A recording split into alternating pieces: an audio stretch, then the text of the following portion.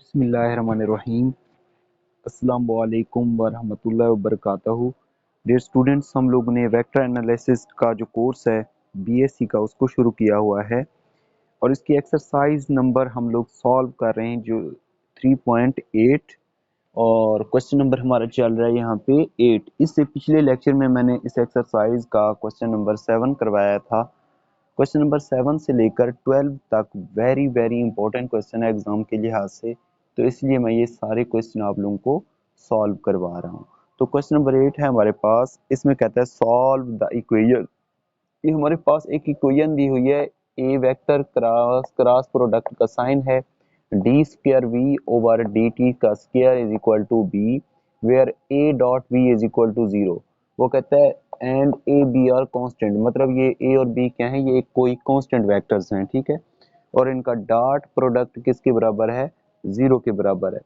तो ये वाली जो इक्वेशन है ये वेरी वेरी इंपॉर्टेंट इक्वेशन है, ठीक है, जो यहाँ पे दी हुई है। इसी की बेस पे हम लोग क्वेश्चन को सॉल्व करेंगे। And v is the vector function of t। वो कहता है v जो है ये वेक्टर फंक्शन है किसका, t का है। तो बच्चों इसमें हम लोगों ने जो फाइंड आउट करना है वो फाइंड आउट करना है वेक्टर फंक्शन, मतलब v वेक्टर हमने फाइंड आउट करना है। क्या फाइंड आउट करना है, इसमें से v वेक्टर हम लोगों ने फाइंड आउट करना है। इसमें हमारे पास डेरिवेटिव सेकंड दिया हुआ है, तो इस सेकंड डेरिवेटिव में से हम लोगों ने क्या करना है, वेक्टर फंक्शन v निकालना है। तो डेरिवेटिव को खत्म करने के लिए डबल डेरिवेटिव दिया हुआ है, तो इसका मतलब ये हुआ कि इसको हम 2 दफा इंटीग्रेट करेंगे। जब 2 दफा इंटीग्रेट करेंगे तो इसमें से हमारे पास वेक्टर फंक्शन v की वैल्यू आ जाएगी, ठीक है। तो इसका सॉल्यूशन तो हमारे पास गिवन इक्वेशन ये वाली है, A vector cross product D square B vector divided by D T का स्क्वायर इज इक्वल टू किसके, बी वेक्टर के, ठीक है। तो इसको हम लोग क्या करेंगे, इंटीग्रेट कर लेंगे। इंटीग्रेट करेंगे तो इसमें से एक डेरिवेटिव कैंसल आउट हो जाएगा। तो यहाँ पे लिखेंगे integrating both side, integrating both side, ठीक है। जब इंटीग्रेट करेंगे ये तो कांस्टेंट है, ये भी कांस्टेंट है, तो इसमें से एक डेरिवेटिव डिक्रीज हो जाएगा, क्योंकि इंटीग्रेट करते वक्त जो कांस्टेंट होता है उसको इंटीग्रेशन से पहले लिख लेते हैं। तो ये हमारे पास हो जाएगा A vector cross product D V vector over D T is equal to B vector, यहाँ पे आ जाएगा T plus constant of integration कोई सी लगा देंगे। सी क्यों लगाया, क्योंकि पहले ए और बी वेक्टर कांस्टेंट वेक्टर यहाँ पे मौजूद था, ठीक है। तो कांस्टेंट ऑफ इंटीग्रेशन कोई अगला मैंने लगा लिया, यहाँ पे सी लगा लिया, ठीक है। तो ये आ जाएगी हमारे पास कोई इक्वेशन नंबर 1 आ जाएगी, ठीक है।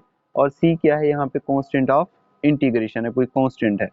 अब हम लोग क्या करेंगे, ए के साथ क्या है यहाँ पे डॉट, तो हम लोग क्या करेंगे ए का डॉट प्रोडक्ट ले लेंगे, बोथ साइड दोनों तरफ से अप्लाई कर देंगे।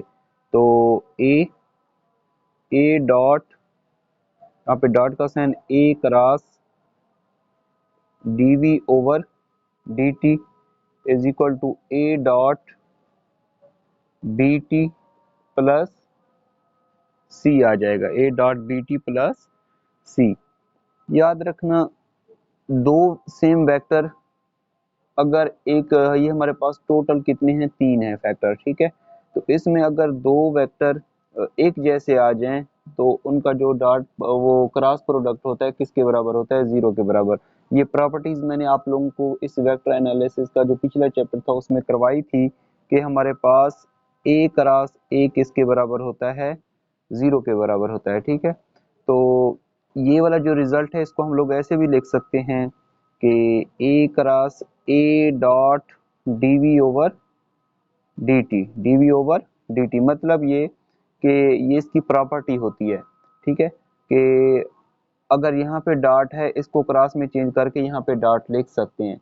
ये अगर आप लोगों को रिजल्ट समझ नहीं आ रहा तो आप मुझे कमेंट्स करके बता दीजिएगा, फिर मैं एक आप लोगों को लिंक दूंगा, उसमें मैंने ये ब्रीफ किया हुआ कि इस रिजल्ट को कैसे लिख सकते हैं। इसको 12 स्केलर ट्रिपल प्रोडक्ट की शक्ल में लिख सकते हैं। बहरहाल ये याद रखना कि अगर हमारे पास 3 फैक्टर हो और 2 वेक्टर सेम आ जाएं तो वो उनका रिजल्ट किसके बराबर होता है, 0 के बराबर होता है। तो ये सारा रिजल्ट किसके बराबर हो जाएगा, जीरो के बराबर हो जाएगा। ये आ जाएगा सारा जीरो इज इक्वल टू, इसको हम लोग ए को अंदर मल्टीप्लाई कर देंगे तो ये हमारे पास रिजल्ट आ जाएगा ए डॉट बी, और यहाँ पे लिखा हुआ है T plus A dot C. ठीक है, तो ये हमारे पास रिजल्ट इन सब का किसके बराबर आ गया, ये वाला जीरो के बराबर आ गया। ठीक है, अब हमारे पास ये गिवन है, ये क्या है, गिवन है कि दो वेक्टर का डॉट प्रोडक्ट ए और बी का रिजल्ट किसके बराबर है, जीरो के बराबर है। तो ये जीरो इज इक्वल टू ये zero B T plus A dot C is equal to zero. तो इस implies that A dot C is equal to किसके बराबर आया, जीरो के बराबर आया। तो बेटा इसमें देखें, पहले हमारे पास दो वेक्टर थे A dot B is equal to किसके बराबर, जीरो के बराबर। यहाँ पे हमारे पास रिजल्ट आ गया ए डॉट सी के जीरो के बराबर। अगर A dot B is equal to zero के बराबर है तो इसका मतलब ए बी के क्या है, परपेंडिकुलर है, क्योंकि दो वेक्टर के दरमियान अगर एंगल 90 डिग्री बन रहा हो तो उनका रिजल्ट किसके बराबर होता है, जीरो के बराबर होता है। तो यहाँ पे है ए डॉट सी जीरो के बराबर, तो इसका मतलब ये हुआ कि हमारे पास जो ए वेक्टर है वो परपेंडिकुलर किसके है, सी वेक्टर के है। सी किसके है, क्या है, परपेंडिकुलर है सी वेक्टर के। तो इसका मतलब ये होगा कि जो हमारे पास सी है वो किसके पैरेलल है, बी के पैरेलल है। सी क्या है, पैरेलल है बी के, क्योंकि अगर दो वेक्टर पैरेलल हो तो उनके दरमियान जो एंगल बनता है वो कितना बनता है, 0 डिग्री बनता है। ठीक है, तो हम लिख लेंगे इसलिए सी इज पैरेलल, पैरेलल टू किसके पैरेलल होगा, इस बी वेक्टर के होगा। और इस बी को हम इक्वल टू कोई भी हमारे पास कोई कांस्टेंट वैल्यू होगी उसके बराबर पुट कर लेंगे। ठीक है, सॉरी सी को, तो पैरेलल टू ये बी वेक्टर होगा। ठीक है, तो इस सी को हम लोग पुट कर लेंगे, सी इज इक्वल टू हमारे पास आ जाएगा, उसका जो रिजल्ट होगा वो आ जाएगा के वन बी वेक्टर। ठीक है, कोई लेट कर लेंगे हम अपनी तरफ से, कोई वैल्यू लेट कर लेंगे। तो यही वाला जो हमारे पास रिजल्ट है इसको हम लोग पुट कर देंगे इस वन में, किस में पुट कर देंगे, इस वन में पुट कर लेंगे जो हमारे पास इंटीग्रेटिंग के बाद का रिजल्ट है। तो इसको पुट कर लेंगे हम लोग इक्वेशन नंबर इस वन में। तो A vector cross D V over D T is equal to B vector T plus C किसके बराबर आया, यहाँ पे के वन बी वेक्टर के बराबर आया। ठीक है, तो इसको हम लोग दोबारा इंटीग्रेट कर लेंगे क्योंकि हमें वैल्यू चाहिए वेक्टर फंक्शन v की वैल्यू चाहिए। ठीक है, इसकी वैल्यू चाहिए, तो लिखेंगे यहाँ पे अगेन इंटीग्रेटिंग, अगेन इंटीग्रेटिंग। जब इंटीग्रेट करेंगे तो हमारे पास जो इसका रिजल्ट आएगा वो हमारे पास बराबर आ जाएगा, ए तो कोई कांस्टेंट है। ठीक है, जब इसको इंटीग्रेट करेंगे तो हमारे पास जस्ट v वेक्टर आ जाएगा, क्योंकि डेरिवेटिव एक बच रहा है तो वो इंटीग्रेटिंग से कैंसिल आउट हो जाएगा। ठीक है, तो ये हमारे पास आ जाएगा b वेक्टर। t के लिहाज से इंटीग्रेट करें तो t की इंटीग्रेशन क्या होती है, T square over 2 plus K one B vector, और यहाँ पे t plus constant of integration आप कोई भी लगा सकते हैं। पहले हम लोगों ने c लगाया था तो यहाँ पे मैं लगा रहा हूँ कोई d इंटीग्रेशन लगा रहा हूँ। ठीक है, तो ये आ जाएगा। उसके बाद हमारा काम क्या है कि यहाँ पे a जो है वो डॉट प्रोडक्ट हो रहा है। ठीक है, तो हम लोग ले लेंगे a का डॉट प्रोडक्ट ले लेंगे, सबके साथ ले लेंगे। ठीक है, a का डॉट प्रोडक्ट ले लेंगे सबके साथ। तो यहाँ पे लिखेंगे a dot a cross v vector is equal to a dot, यहाँ पे लिख लेंगे B T square over 2 plus K one B T plus D vector. ठीक है, तो मैंने जिस तरह पहले अर्ज किया कि इसमें हमारे पास अगर दो सेम वेक्टर आ जाएं, तीन वेक्टर टोटल हों, दो वेक्टर सेम आ जाएं तो उनका जो हमारे पास रिजल्ट है वो किसके बराबर होता है, जीरो के बराबर। ये दो वेक्टर हैं एक जैसे हैं। ठीक है, तो इसको हम लोग ऐसे भी लिख सकते हैं, A cross A dot V vector. ठीक है, तो ये दो वेक्टर हैं, इनके दरमियान क्रॉस का साइन है। ठीक है, तो ये रिजल्ट किसके बराबर होता है, जीरो के बराबर होता है। ये प्रॉपर्टी होती है, ए क्रॉस ए किसके बराबर होता है, जीरो के बराबर होता है। तो ये सारा रिजल्ट किसके बराबर हो जाएगा, यहाँ पे जीरो के बराबर हो जाएगा। तो जीरो इज इक्वल टू, उसके बाद हम ए को अगर अंदर मल्टीप्लाई कर दें तो ये हमारे पास जो रिजल्ट है वो इक्वल टू हो जाएगा ए डॉट बी वेक्टर। ठीक है, क्योंकि ए और बी और ए बी को हम लोगों ने क्या करना है, कंबाइन करना होता है। ए और बी को क्या करना होता है, हम लोगों ने कंबाइन करना होता है। ठीक है, तो A B, A dot B, बाकी क्या बच रहा है यहाँ पे, टी स्क्वायर ओवर 2 प्लस, उसके बाद हमारे पास यहाँ पे कोई k1 कांस्टेंट है। ठीक है, इसको मैंने पहले लिख लिया, और a को b के साथ डॉट प्रोडक्ट लेंगे तो ये आ जाएगा a डॉट b, और इसके साथ क्या बच रहा है यहाँ पे t प्लस, उसके बाद हमारे पास a को d के साथ डॉट प्रोडक्ट लेंगे तो ये आ जाएगा a डॉट d आ जाएगा। ठीक है, तो हमारे पास गिवन है कि a डॉट b किसके बराबर है, 0 के बराबर, तो ये भी 0 हो जाएगा, ये भी 0 हो जाएगा। तो क्योंकि 0 को इससे मल्टीप्लाई करेंगे टी स्क्वायर ओवर 2 से, तो 0 प्लस ये भी 0 प्लस ये आ जाएगा a डॉट d। तो इस इंप्लाइज दैट हमारे पास a डॉट d किसके बराबर आया, 0 के बराबर आया। ठीक है, तो ये देखिए कि हमारे पास a dot b is equal to 0 के था, तो इसका मतलब a परपेंडिकुलर किसके था, b के। a परपेंडिकुलर किसके था, b के। यहाँ पे a dot d is equal to 0 है, तो इसका मतलब ये होता है कि a जो है वो परपेंडिकुलर किसके है, d के है।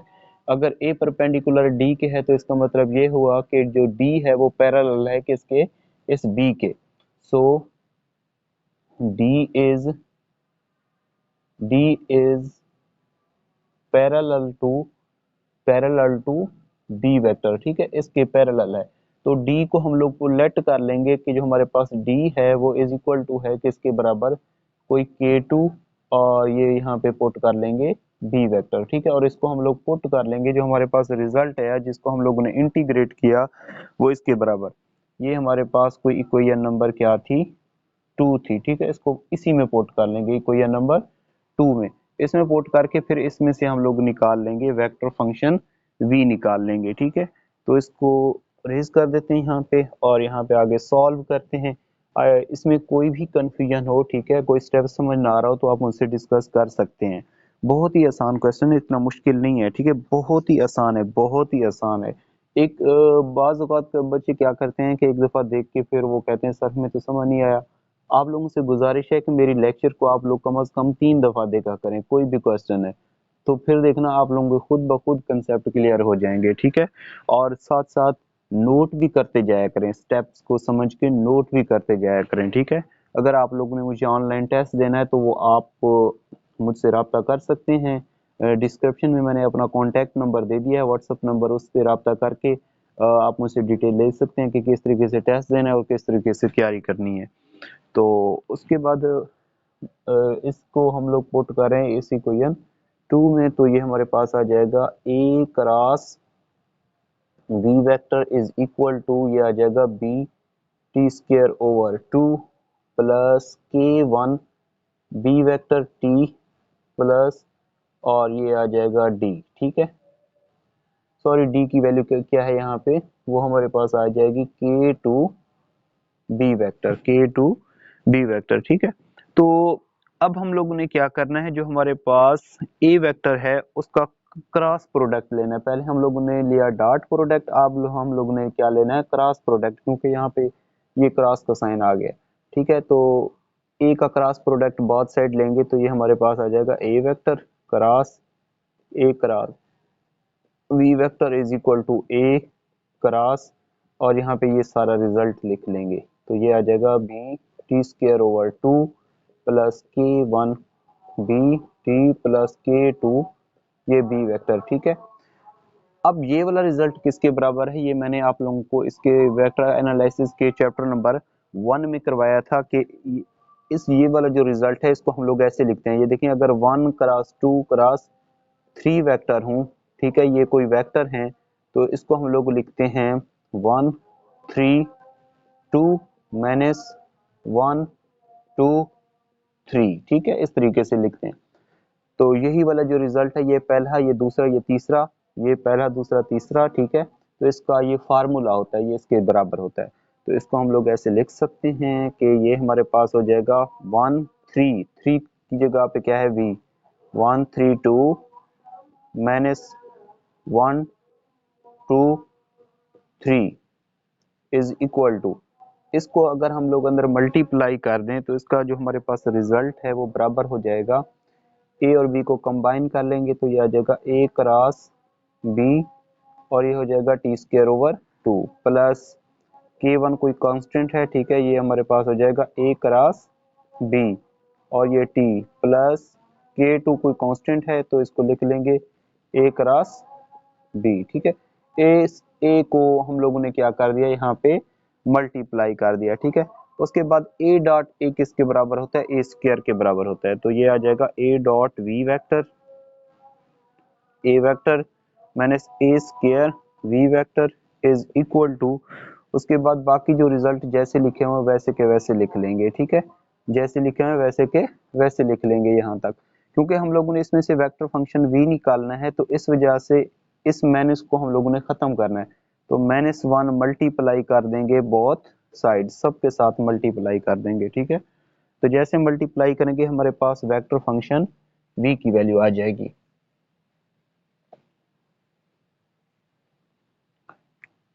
तो ये देखें कि हमारे पास इसको माइनस के साथ मल्टीप्लाई करेंगे तो ये हमारे पास आ जाएगा minus A dot V vector A vector is equal to sorry plus A square V vector is equal to, ये प्लस के थे तो माइनस के हो जाएंगे, ये वाला रिजल्ट, ये वाला और ये वाला, तो minus A cross B vector T square over 2 minus K one A cross B vector और ये T plus K two A cross B vector, ठीक है। तो ये माइनस का राइट हैंड साइड पे क्या हो जाएगा, प्लस का हो जाएगा, तो A square V vector is equal to आ जाएगा हमारे पास ए डॉट वी वेक्टर और ये ए वेक्टर, ठीक है। तो ये वाले जिस तरह माइनस के हैं वैसे माइनस के रहेंगे, A cross B vector T square over 2 minus K one A cross B vector और ये टी प्लस, बल्कि ये प्लस का था तो क्या हो जाएगा माइनस का था, हो जाएगा minus K two A cross B vector, ठीक है। उसके बाद हम लोगों ने क्योंकि निकालना है इसमें से वेक्टर फंक्शन v, तो ये ए स्क्वायर मल्टीप्लाई इन सब के नीचे क्या हो जाएगा, डिवाइड हो जाएगा, तो वेक्टर फंक्शन हमारे पास आ जाएगा यहाँ पे ए डॉट वी वेक्टर और ये ए स्क्वायर डिवाइड हो गया, ठीक है, ए स्क्वायर डिवाइड हो गया, और यहाँ पे लिखा हुआ है vector function of A minus A cross B vector, और यहाँ पे ए स्क्वायर ये डिवाइड हो गया तो लिखेंगे T square over 2 minus K one A cross B vector, और नीचे आ जाएगा ए स्क्वायर और ये T minus K two A cross B vector, ठीक है, और नीचे डिवाइड हो गया यहाँ पे ए का स्क्वायर। तो यहाँ तक भी कर सकते हैं, अगर मजीद इसको आगे सिंप्लीफाई करना हो तो वहां तक भी कर सकते हैं। बहरहाल हम लोगों ने फाइंड आउट करना था वेक्टर फंक्शन v, ठीक है। तो ये हमारे पास वेक्टर फंक्शन आ गया। अगर मजीद इसको आप लोग आगे सॉल्व करना चाहें तो आप लोग ऐसे भी सॉल्व कर सकते हैं, इनको लेट कर लें, आप लोग सपोज कर लें कि वेक्टर फंक्शन ये हमारे पास ये वाला जो रिजल्ट है सारा, इसको आप लोग किसी कांस्टेंट का नाम दे दें, मैं लैम्डा का नाम दे रहा हूँ, तो लैम्डा ए माइनस, ठीक है। उसके बाद ये वाला जो सारा रिजल्ट है इसको आप लोग किसी और वेक्टर का नाम भी दे सकते हैं, अगर ऐसे लिखना चाहें तो आप लोगों की मर्जी है, ठीक है। अगर इसको प्लस में लिखना चाहें ए क्रॉस बी, आप लोगों का रिजल्ट को पता है कि A cross B is equal to होता है हमारे पास माइनस बी क्रॉस ए के बराबर होता है, तो ए क्रॉस बी को अगर माइनस बी क्रॉस ए लिखें तो माइनस प्लस में चेंज हो जाएगा, तो इसको लिख सकते हैं बी क्रॉस ए, ठीक है, और नीचे आ जाएगा हमारे पास A square T square over 2 minus A cross B को हम लोग लिख सकते हैं माइनस बी क्रॉस ए, तो ये माइनस प्लस में चेंज हो जाएगा, और इसको आप लोग कोई भी और नाम देना चाहें तो दे सकते हैं। इस सारे को मैं दे रहा हूँ किसी टी का नाम, म्यू का नाम दे रहा हूँ, ठीक है। तो ये सारा रिजल्ट हमारे पास कोई म्यू लेट कर रहा हूँ तो म्यू टी, उसके बाद ये वाला रिजल्ट बच रहा है, ठीक है। इस सारे को मैं न्यू का नाम दे रहा हूँ, ठीक है, ये न्यू का नाम दे रहा है, यहाँ तक इसका सोल्यूशन।